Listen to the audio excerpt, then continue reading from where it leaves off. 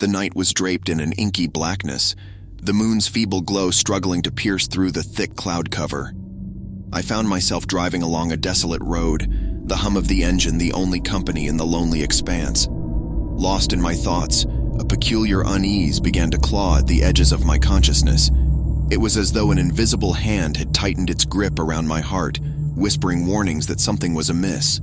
I glanced at the rearview mirror, a sudden jolt of apprehension coursing through me.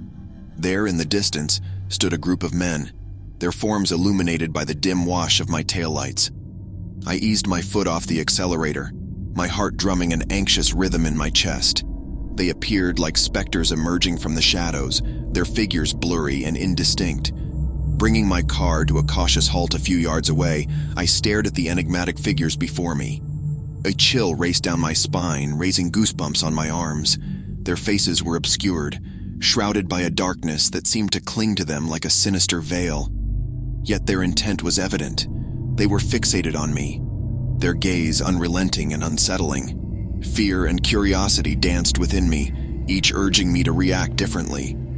Panic whispered for me to floor the gas pedal and speed away from this uncanny encounter, but an odd fascination compelled me to stay put, my grip on the steering wheel growing tighter. With an almost glacial slowness, the shadowy figures approached, their footfalls echoing eerily in the silence. The atmosphere was heavy with an unspoken tension, the air itself crackling with an otherworldly energy.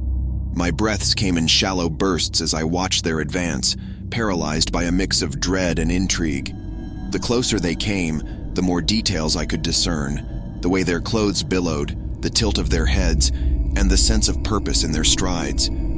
Yet their faces remained obscured, as though hidden behind an impenetrable mist. It was a disturbing sight, one that seemed to defy the natural order of things. As they drew nearer, a growing sense of foreboding twisted my insides into knots. The road behind them seemed to expand, accommodating their increasing numbers. My heart pounded in my chest, its rhythm an unsettling echo of the footfalls that closed in around me. In a surge of urgency, I slammed my foot on the gas pedal, the engine roaring to life in response. The car shot forward, the headlights bathing the enigmatic figures in stark illumination. My pulse raced as I barreled toward them, praying that they would scatter and dissolve into the night. But to my astonishment, they remained resolute, standing their ground without flinching.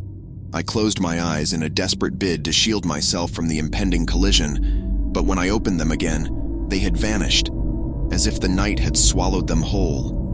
My car skidded to a halt, tires screeching against the asphalt, and my breath came in ragged gasps. I stepped out, my legs shaky as they supported my weight. The surroundings were empty, a desolate stillness reigning supreme.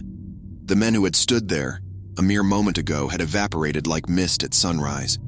A profound silence enveloped me, broken only by the distant rustle of leaves in the wind. It was as though the very air held its breath, waiting for an explanation that might never come. A shiver rippled through me, an unshakable feeling of being watched lingering in the back of my mind. As I stood there, a question gnawed at my thoughts. Had I truly encountered those men, or had my imagination conjured them in the dim light of night? Their presence had been too vivid, their pursuit too real, and yet the evidence was nebulous, like a haunting dream fading in the face of daybreak. The memory of their faceless forms and their inscrutable intent would remain etched in my mind, a chilling reminder that some mysteries are meant to endure, casting their shadow long after the night has passed.